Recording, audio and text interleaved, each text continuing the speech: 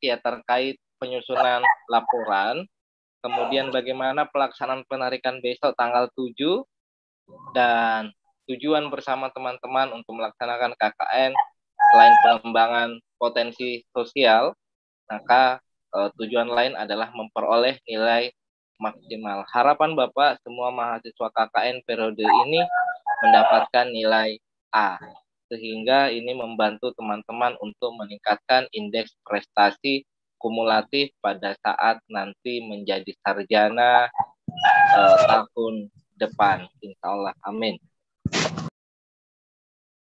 Baik, untuk pelaporan yang pertama kami sampaikan waktu pengumpulan laporan mulai tanggal 14 sampai 26 Februari.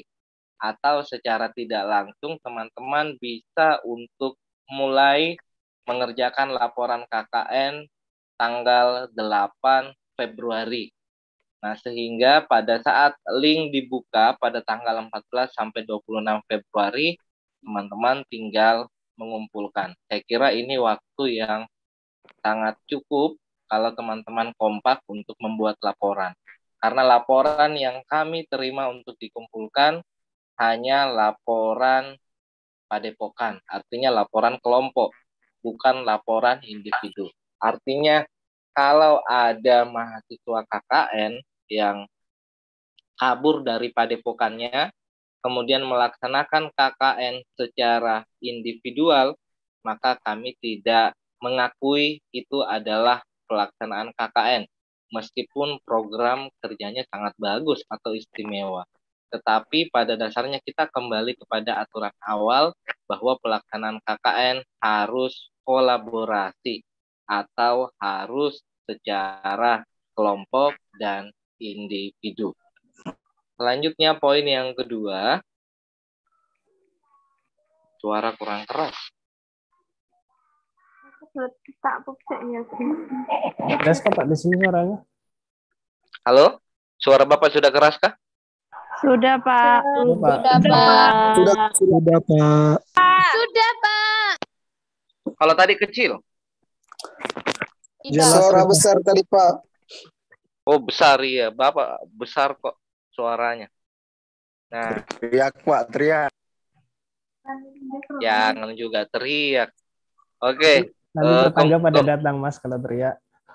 Iya, memang itu Masnya dicatat itu nomor teleponnya. Oke. Kemudian yang kedua, laporan dikumpulkan soft file ya sesuai dengan wilayah masing-masing. Nanti kami akan buatkan link sesuai wilayah KKN teman-teman, kota maupun kabupaten. Ya, misalnya Kota Yogyakarta, maka teman-teman yang KKN di Kota Yogyakarta wajib mengumpulkan melalui link di Kota Yogyakarta. Yang KKN di Sleman, Bantul, Kulon Progo, Gunung Kidul, di mana lagi, Magelang, Purworejo, nah dan lain-lain sebagainya, Klaten juga. Ya, karena hasil monitoring Bapak ya selama beberapa minggu terakhir, ternyata pelaksanaan KKN pada periode ini berbeda dari yang sebelumnya. Kalau yang sebelumnya lebih banyak online dari rumah masing-masing, saat ini mahasiswa sudah berada di lokasi KKN dan lebih banyak melaksanakan kegiatan secara luring. Nah, semoga untuk pelaksanaan KKN periode berikutnya, ya adik-adik kalian bisa mencontoh hal yang seperti ini. Artinya terjun di masyarakat, kemudian apa ini? Mohon maaf Pak, ada yang masih ya sebentar ya. Kemudian menjaga nama baik lembaga. Teman-teman nanti yang KKN akan masuk ke lokasi wilayah dengan berbahagia tentunya ya. Nah, artinya tidak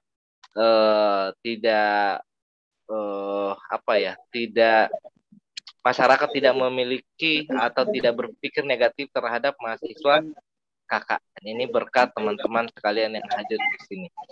Oke, jadi tidak ada hard file. Nanti untuk pengumpulan laporan, Nah, terlebih dahulu teman-teman untuk melaporkan kepada DPL. Ya, Mas Habib tolong dianu dulu, mikrofonnya dimatikan.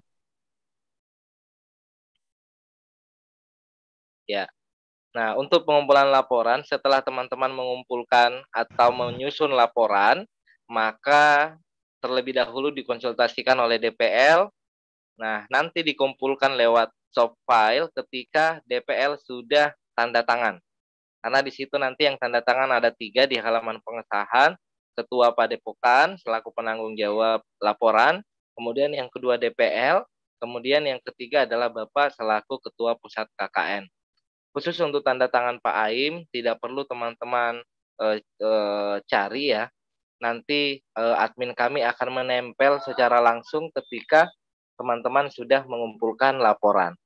Artinya, yang dikumpulkan melalui soft file ketika ada tanda tangan Ketua Padepokan dan DPL. Ya, kalau tidak ada tanda tangan keduanya, maka laporan kami anggap tidak sah. Nah, kemudian yang ketiga ini ya, laporan yang dikumpulkan telah ditandatangani oleh DPL. Nah, selanjutnya laporan disusun berdasarkan template pada Juknis KKN.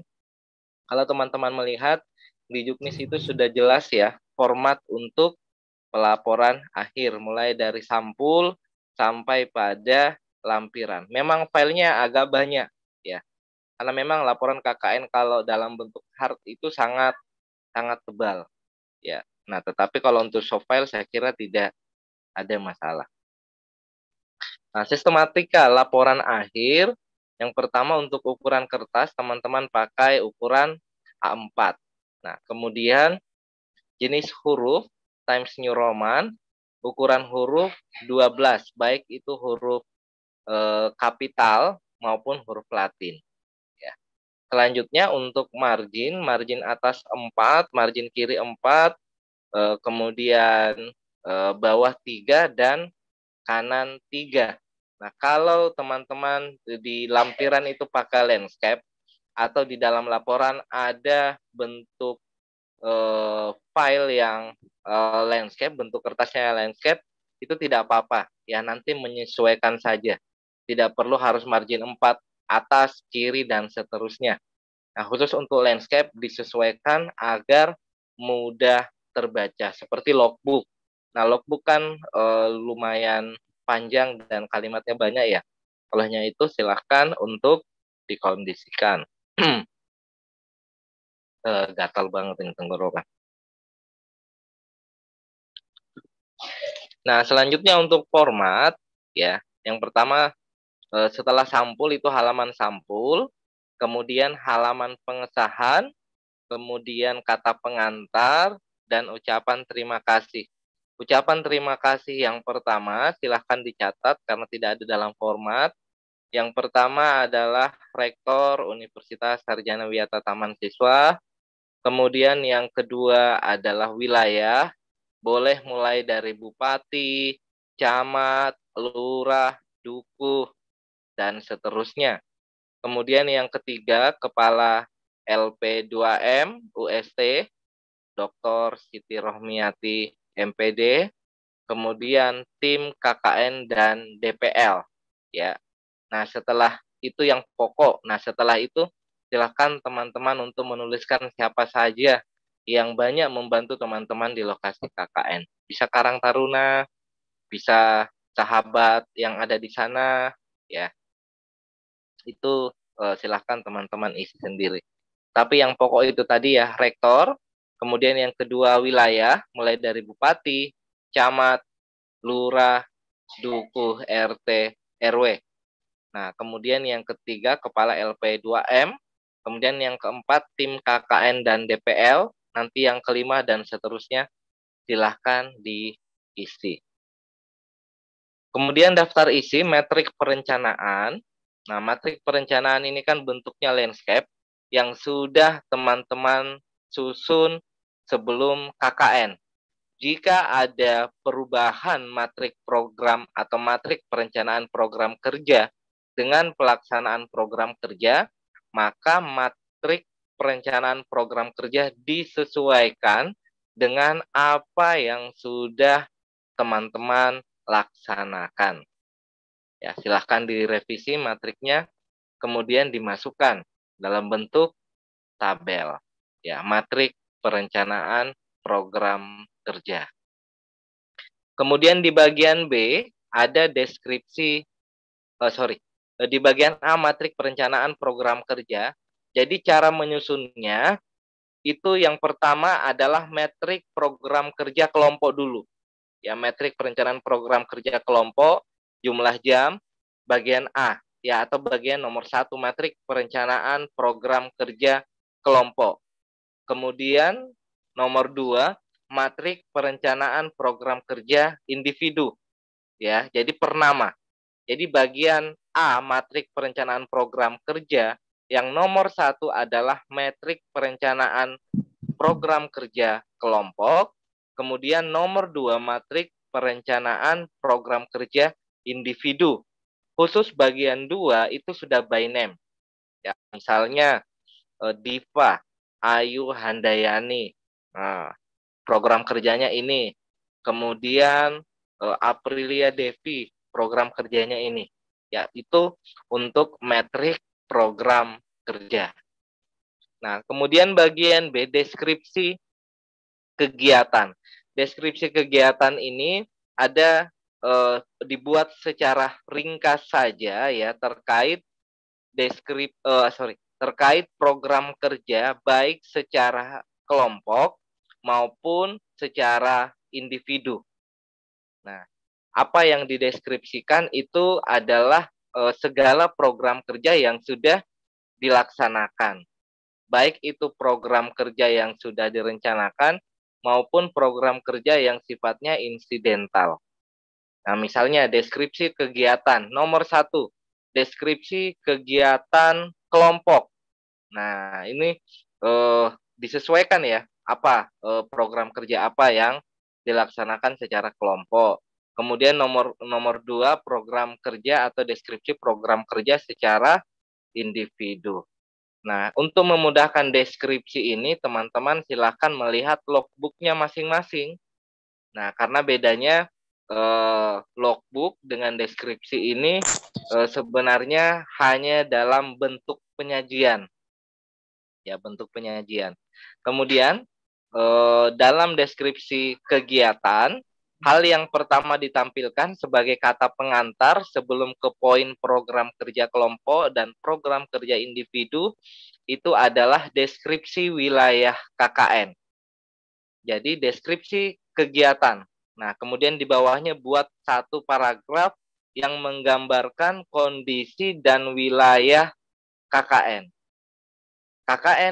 Misalnya KKN Padepokan 1 dilaksanakan di Kabupaten Sleman, tepatnya di Kecamatan A, Kelurahan B, Duku Padukuhan C. Nah, pelaksanaan kegiatan KKN dimulai pada tanggal dan seterusnya, ya seperti itu. Nah, itu deskripsi kegiatan. Selanjutnya logbook dan berita acara proker. Ini teman-teman kan semuanya sudah buat, dan di Juknis itu juga sudah ada contoh logbook dan berita acara proker. Nah, hanya saja penyusunannya itu jangan dicampur antara logbook kelompok dan individu. Nah, sama tadi di metrik perencanaan. Bagian 1 logbook, ya, logbook program kerja kelompok, ya. Kemudian berita acara program kerja kelompok. Kemudian nomor 2, logbook program kerja individu by name, ya.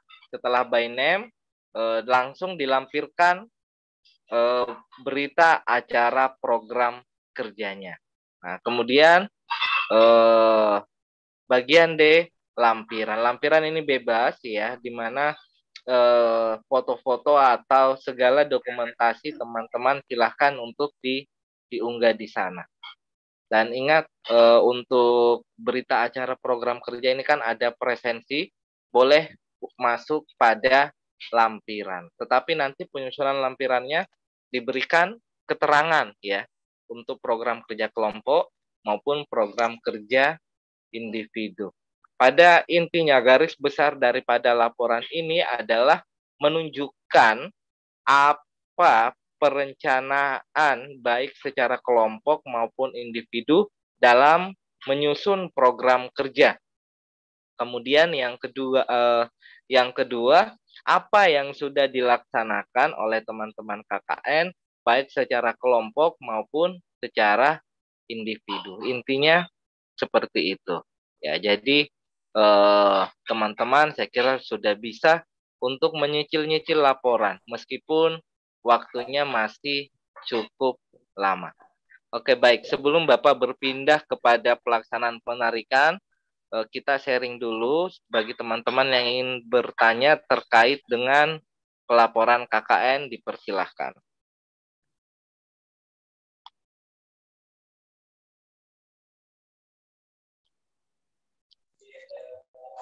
Assalamualaikum warahmatullahi wabarakatuh. Salam dan bahagia. Salam. Silakan. Mohon maaf Pak, mau bertanya. Untuk setiap halaman laporan itu harus ada kopnya atau tidak ya Pak? Oh tidak, kop tidak perlu. Oh iya Pak. Boleh ada, boleh tidak. Kalaupun ada simbol padepokan, ya toh, misalnya 169 Anda punya logo tersendiri, ya Bapak harapkan tidak dimasukkan di dalam laporan, tetapi dimasukkan ke dalam daftar lampiran sebagai bukti kreativitas teman-teman mahasiswa KKN. Kalau untuk logo UST, khusus untuk di sampul depan, logo yang baru, yang sering kami share. Ya, begitu Ya baik Padepokan Pak. Terima kasih Pak. Yoi, sama-sama. Salam. Silahkan, ada yang lain salam.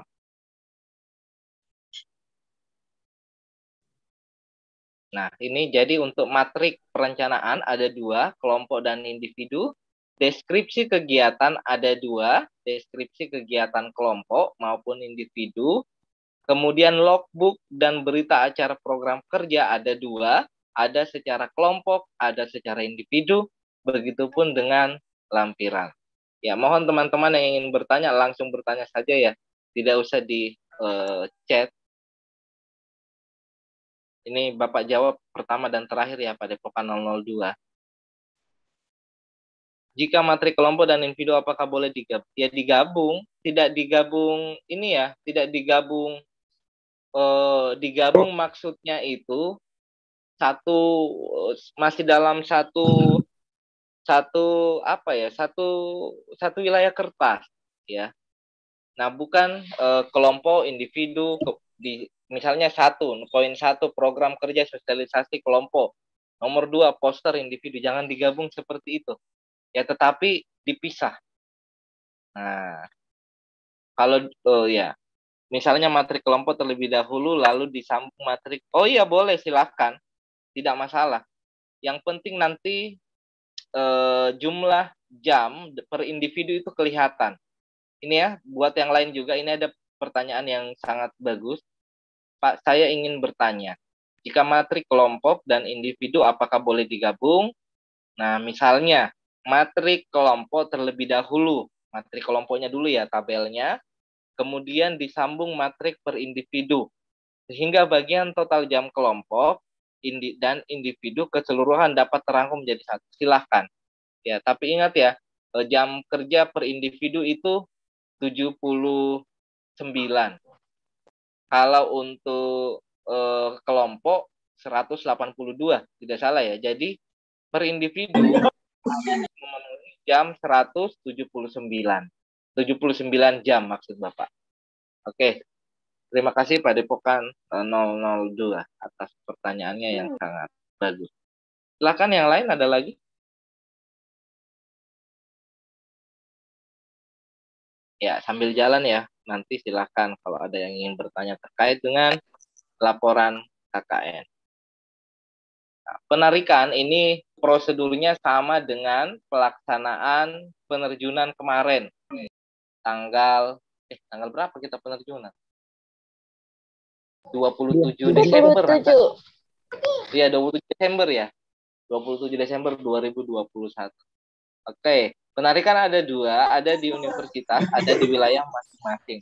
Untuk di universitas akan dilaksanakan secara kolosal atau secara bersama-sama, semua pihak yang terlibat dalam pelaksanaan KKN itu diundang melalui media online bersama rektor, tokoh wilayah, DPL, dan mahasiswa. Ini teman-teman wajib untuk mengikuti setiap presensi yang kami edarkan, baik melalui YouTube maupun melalui Zoom. Nah, selanjutnya, setelah penarikan dilaksanakan di melalui Zoom atau melalui media online, maka dilanjutkan di wilayah masing-masing. Ya, DPL, tokoh wilayah, mahasiswa. Ini juga dilaksanakan secara online. Tetapi apabila DPL-nya mau ke lokasi KKN ya boleh-boleh saja. Tetapi yang kami sampaikan di sini itu pelaksanaan penarikan dilaksanakan secara online di wilayah masing-masing. Nah, selanjutnya setelah penarikan, teman-teman wajib untuk melapor ke kelurahan ya untuk penandatanganan berita acara penarikan. Nanti filenya akan Bapak share ya melalui Instabio. Kan kemarin waktu penerjunan teman-teman sudah melapor, kemudian sudah menyerahkan berita acara penerjunan. Nah, pada tanggal 7 ataupun setelah tanggal 7, teman-teman diwajibkan untuk ke kelurahan ya, menyerahkan berita acara penarikan sekaligus pamitan. Nah, ada satu hal yang perlu teman-teman ingat saat meninggalkan wilayah. Yang pertama, pastikan tidak ada lagi hal-hal yang merupakan kewajiban teman-teman di lokasi KKN. Nah, misalnya bagi teman-teman yang tinggal di rumah warga, tidak ada lagi belum terbayarkan biaya listrik, kemudian kebersihan, biaya sewa, dan lain-lain sebagainya. Ya, artinya untuk urusan itu semuanya sudah harus selesai sebelum meninggalkan lokasi KKN. Kemudian yang kedua, nah, jangan meninggalkan hutang piutang di lokasi KKN. Teman-teman ingat, apa pernah ngutang gula, ngutang beras, ngutang rokok, ngutang teh, dan seterusnya itu diingat-ingat, itu diselesaikan terlebih dahulu. Syukur-syukur kalau tidak ada. Kemudian yang ketiga, yang teman-teman ketika perpisahan dengan masyarakat, karena sekarang masa pandemi COVID-19, mohon tidak membuat acara yang mengundang kerumunan masyarakat, apalagi tidak mematuhi protokoler kesehatan. Ya. Nah, akan tetapi pada saat teman-teman penarikan, kami sarankan tetap sowan ke toko-toko wilayah, ke sesepuh yang ada di sana untuk berpamitan. Ya. Nah, tolak ukur keberhasilan pelaksanaan KKN di wilayah jika teman-teman pamitan, kemudian warga ataupun anak-anak meneteskan air mata dengan kepergian teman-teman dari wilayah KKN, maka itu adalah salah satu indikator keberhasilan mahasiswa KKN diterima di lokasi KKN. Tentunya kalau berbicara keberhasilan program kerja ya pasti berhasil. Buktinya setelah teman-teman ingin meninggalkan lokasi, masyarakat itu bersedih. Oke, ini jelas ya untuk penarikan dan bagaimana perpisahan di setiap lokasi KKN. Jika terjadi, ya ini mudah-mudahan tidak ada, teman-teman mengundang kerumunan, kemudian tidak ada izin dari pihak kelurahan, tidak ada izin dari Satgas COVID-19 yang ada di wilayah, kemudian tidak ada izin kepolisian, maka yang bertanggung jawab adalah Ketua Padepokan. Ya, tetap Bapak akan melapor secara kelembagaan apabila terjadi kembali, karena beberapa kali ini sering terjadi di pihak kepolisian. Bapak akan tetap melapor, tetapi yang bertanggung jawab secara personal apabila ada pelanggaran hukum adalah Ketua Padepokan. Jadi mohon Ketua Padepokan untuk menyelenggarakan kegiatan, misalnya kegiatan perpisahan khususnya, untuk selalu berkoordinasi dengan Padukuhan, dengan RW, dengan RT, DPL, khususnya DPL ya, karena DPL juga akan bertanggung jawab.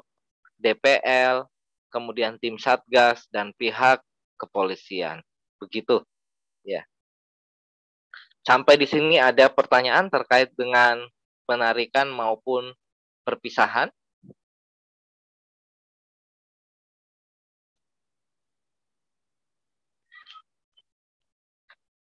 Ya, baik. Kalau belum ada, Bapak